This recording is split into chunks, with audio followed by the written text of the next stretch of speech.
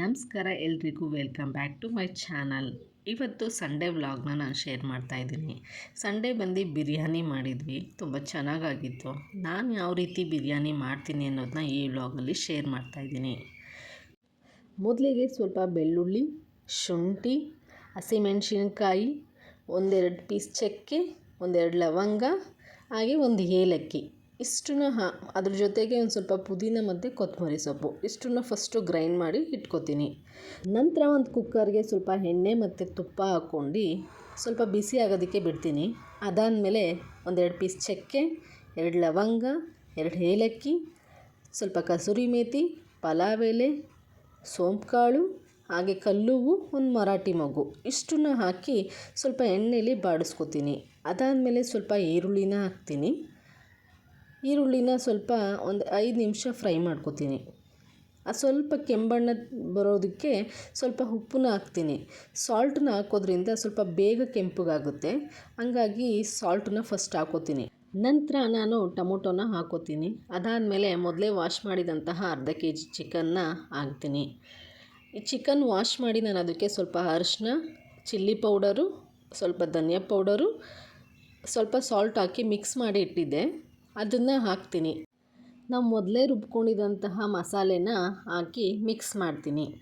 ಸ್ವಲ್ಪ ಒಂದು 5ರಿಂದ 10 ನಿಮಿಷ ಅದರಲ್ಲೇ ಬೇಯೋದಕ್ಕೆ ಬಿಡ್ತೀನಿ. ನೆಕ್ಸ್ಟು ನಾನು ಅಕ್ಕಿನ ವಾಶ್ ಮಾಡಿ ಅದಕ್ಕೆ ಹಾಕ್ಕೋತೀನಿ.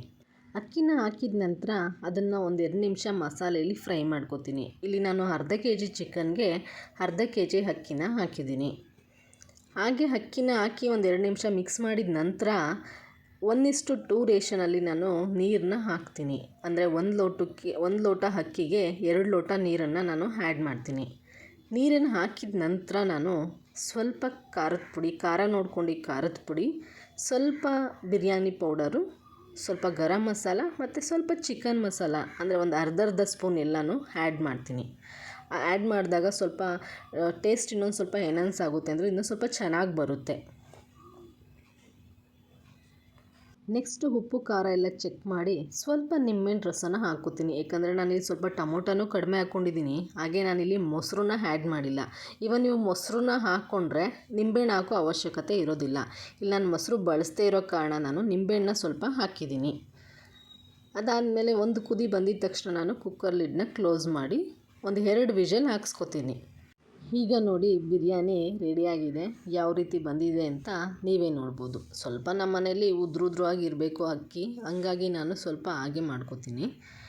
ನೆಕ್ಸ್ಟು ನಾನು ಬಂದಿಲ್ಲಿ ಚಿಕನ್ ಪೆಪ್ಪರ್ ಡ್ರೈನ ಮಾಡ್ತಾಯಿದ್ದೀನಿ. ಇದಂತೂ ತುಂಬ ಅಂದರೆ ತುಂಬಾ ಈಸಿ. ಏನಿಲ್ಲ, ಒಂದು 3 ಮೆಣಸಿನ್ಕಾಯಿ, ಒಂದು ಸ್ವಲ್ಪ ಈರುಳ್ಳಿ ಅಂದರೆ ಒಂದು ಅರ್ಧ ಈರುಳ್ಳಿನ ಕಟ್ ಮಾಡಿ ಹಾಕ್ಕೊಂಡಿದ್ದೀನಿ. ಸ್ವಲ್ಪ ಒಂದು 1/4 kg ಅಷ್ಟೇ ನಾನಿಲ್ಲಿ ಚಿಕನ್ ಪೆಪ್ಪರ್ ಡ್ರೈ ಮಾಡ್ಕೋತಾ ಇರೋದು. ಅದಕ್ಕೆ ಸ್ವಲ್ಪ ಬೆಳ್ಳುಳ್ಳಿ ಮತ್ತು ಶುಂಠಿನ ಜಜ್ಕೊಂಡು ಹಾಕ್ಕೊಂಡಿದ್ದೀನಿ. ಅದಾದಮೇಲೆ ಒಂದು 1/4 kg ಚಿಕನ್ನ ಹಾಕಿ ಫುಲ್ಲು ಮಿಕ್ಸ್ ಮಾಡ್ಕೋತೀನಿ. ಇದಕ್ಕೆ ಸ್ವಲ್ಪ ಅರಿಶಿನ ಪುಡಿ ಮತ್ತು ಸಾಲ್ಟನ್ನ ಆ್ಯಡ್ ಮಾಡ್ಕೋತೀನಿ. ಆ್ಯಡ್ ಮಾಡ್ಕೊಂಡು ಸ್ವಲ್ಪ ಅದನ್ನು ಎಣ್ಣೆಲೇ ಫ್ರೈ ಮಾಡಬೇಕು. ಬಟ್ ಎಣ್ಣೆಲೇ ಫ್ರೈ ಮಾಡ್ತೀವಿ ಅಂದರೆ ತಳ ಹಿಡಿದ್ಬಿಡುತ್ತೆ, ಹಾಗಾಗಿ ನಾನು ಒಂದು ಅರ್ಧ ಲೋಟ ನೀರನ್ನ ಹಾಕಿ ಅದನ್ನು ಕುಕ್ ಮಾಡ್ಕೋತೀನಿ. ಫಸ್ಟು ಚೆನ್ನಾಗಿ ಎಣ್ಣೆಯಲ್ಲಿ ಫ್ರೈ ಮಾಡ್ಕೊಂಡು ನೆಕ್ಸ್ಟ್ ಅದಕ್ಕೊಂದು ಅರ್ಧ ಲೋಟ ನೀರನ್ನ ಆ್ಯಡ್ ಮಾಡ್ಕೋಬೇಕು. ಮೇಯ್ನಾಗಿ ಕರಿಬೇವನ್ನ ಹಾಕ್ಕೊಂಡ್ರೆ ಟೇಸ್ಟು ತುಂಬ ಚೆನ್ನಾಗಿರುತ್ತೆ. ನೋಡಿ, ಇಷ್ಟೇ ನಾನು ನೀರ ಆ್ಯಡ್ ಮಾಡ್ತಿರೋದು. ಇದರಲ್ಲೇ ಅದು ಚೆನ್ನಾಗಿ ಕುಕ್ ಆಗುತ್ತೆ.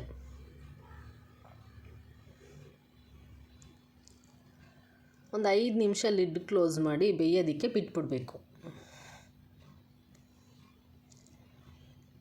5 ಮಿನಿಟ್ಸ್ ಆದಮೇಲೆ ನೋಡಿ ಯಾವ ರೀತಿ ಆಗಿದೆ ಅಂತ. ಈಗ ಅದಕ್ಕೆ ಪೆಪ್ಪರ್ನ ಆ್ಯಡ್ ಮಾಡ್ಕೋತೀನಿ. ಪೆಪ್ಪರ್ ಆ್ಯಡ್ ಮಾಡ್ಕೊಂಡು ಫುಲ್ಲು ಮಿಕ್ಸ್ ಮಾಡ್ತೀನಿ. ಇಲ್ಲಿ ನಾನು ಬರೀ ಒಂದು 3 ಇಂಗ್ರೀಡಿಯೆಂಟ್ಸ್ ಅಷ್ಟೇ ಬಳಸಿರೋದು. ಲಾಸ್ಟಲ್ಲಿ ಸ್ವಲ್ಪ ಕರಿಬೇವನ್ನ ಮತ್ತೆ ಆ್ಯಡ್ ಮಾಡ್ಕೋತೀನಿ. ಇಷ್ಟೇ ಸಾಕು, ತುಂಬ ಚೆನ್ನಾಗಿ ಬರುತ್ತೆ. ಮತ್ತು ಲಾಸ್ಟಲ್ಲಿ ಇನ್ನೊಂದು ನಾನು ಒಂದು 4-5 ಬೆಳ್ಳುಳ್ಳಿನ ನಾನು ಜಜ್ಜಿ ಹಾಕ್ಕೊಂಡಿದ್ದೀನಿ. ಆ ಕ್ಲಿಪ್ ಮಿಸ್ ಆಗಿದೆ. ಈಗ ನೋಡಿ ಚಿಕನ್ ಪೆಪ್ಪರ್ ಡ್ರೈ ರೆಡಿ ಆಯಿತು. ಯಾವ ರೀತಿ ಇತ್ತು ಚಿಕನ್ ಪೆಪ್ಪರ್ ಡ್ರೈ ಅನ್ನೋದನ್ನ ಈಗ ನೋಡ್ಬೋದು ನೀವು. ತುಂಬ ಈಸಿಯಾಗಿ ಹಾಗೆ ತುಂಬ ಬೇಗ ಈ ಚಿಕನ್ ಪೆಪ್ಪರ್ ಡ್ರೈನ ಮಾಡ್ಕೋಬೋದು. ಇವನ್ ಏನಾದರೂ ಮನೆಯಲ್ಲಿ ಬೇಳೆ ರಸಮು ರೈಸು ಮಾಡಿಕೊಂಡಾಗ ಸೈಡ್ ಡಿಶ್ಶಾಗಿ ಕೂಡ ಈ ಪೆಪ್ಪರ್ ಡ್ರೈನ ನಾವು ಮಾಡ್ಕೋಬೋದು.